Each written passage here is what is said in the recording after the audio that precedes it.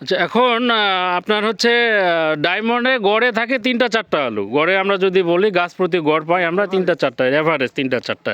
তাহলে এখন এই যে আমার যদি এই যে লেভান্তে যেটা নিজে হাত দিয়ে উঠাইলেন 16টা আলু পাইছেন, আপনার কি মনে হয় না যে প্রতিটা গাছে এরকম আলু হবে? কি মনে হয়? আশা করা যায় প্রতিটা গাছে এরকম, তাহলে আপনি এভারেজে কতগুলো আলু ধরবেন? 10টা, 10টা 12টা। 10টা 12টা। আমরা গত বছরই করছিলাম 12টা 14টা আমরা গড় পাইছি, মানে 20-21টাও আলু ধরে।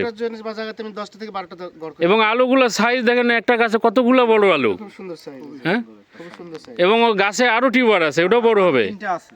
আচ্ছা, আজকে আলুর বয়স কত দিন? আজকে আলুর বয়স হলো আপনার 62 দিন। 62 দিন। 62 দিনে ডায়মন্ড আলু এত বড় হবে? এতগুলো এখন চাইলে আপনি বিক্রি করে দিতে পারবেন না? এখন মার্কেটে সম্ভবত 62 দিনে এরকম সাইজ আলু না হয়, ডায়মন্ড হবে না। যদি সর্বোচ্চ আসে তাহলে আমার যে হাতে সাইজটা আছে এই সাইজে আসবে। সাইজটা আসতে পারে ডায়মন্ড আলু। আচ্ছা, এখন মনে করেন যদি এখন যদি আলুর বাজারটা বেশি থাকতো, তাহলে আপনি আলুটা উঠায় বিক্রি করতে পারতেন না এখন?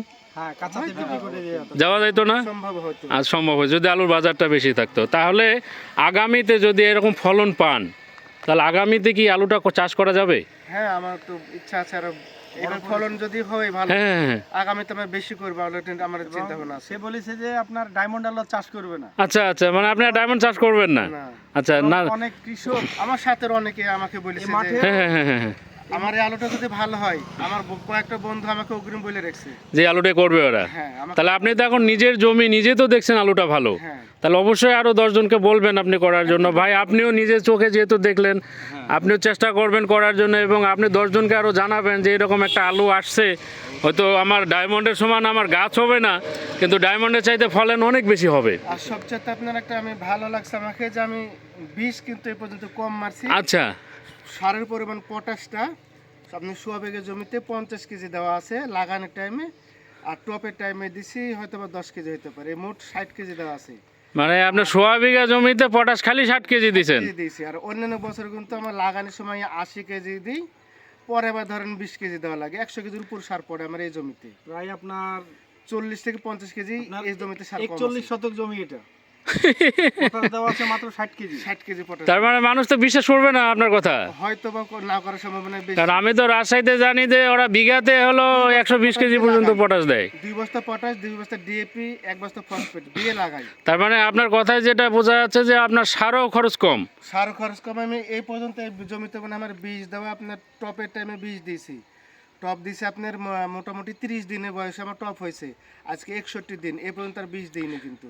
তার মানে বিষও কম লাগছে। বিষও কম লাগে। তার গাছের তো কোনো প্রবলেম নাই, আমি তো দেখছি গাছে কোনো প্রবলেম নাই, পচাও নাই। একটা গাছে কোনো পচা নাই, আবার গাছের অন্য কোনো প্রবলেমও নাই। জমিতে আপনার ডায়মন্ড আলু একটা হালকা পচা ধরছিল, ওই জমিতে ওগুলো না বিষ মারছে। ডায়মন্ড যা আছে সবগুলো না বিষ মারাইছে, আমার লেবার দিয়ে মারাইছে। আমি হয়তো অনেকে বিশেষ করে বলতে পারে হয়তো মিথ্যা কথা বলছে, লেবার দিয়ে মারছে। লেবারে যদি কেউ চায় জিজ্ঞাসা করতে পারে, আমি এই জমি বাদামি বিষ স্প্রে করাইছি, তাই না? এই জমিতে মারেন। তার মানে কি, মানে এই আলুটা চাষ করলে আপনার হচ্ছে সার কম লাগতেছে, বিষ কম লাগতেছে, গাছও সুস্থ থাকতেছে, মানে খরচও তাহলে কম নাকি?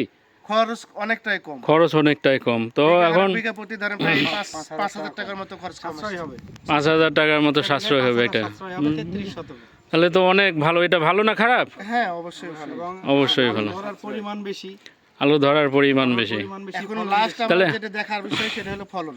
সর্বোচ্চ মানে ফলন যেহেতু নিজের হাতে দেখলেন, এখন বাকিটা গড় ফলন আপনি দেখতে চাচ্ছেন। ফলনের কি অবস্থা এখানে আর বলার কিছু নাই। না, সেটা তো অবশ্যই। নিজের হাতেই সব করা এগুলো। এখন দেখা যাক ইনশাআল্লাহ উঠানের টাইমে কি অবস্থা হচ্ছে। হ্যাঁ, ইনশাল্লাহ ইনশাল্লাহ অবশ্যই এটা ভালো হবে। এখন আপনি তো নিজে বুঝতে পারছেন যে ডায়মন্ডের সাথে ফলন বেশি হবে।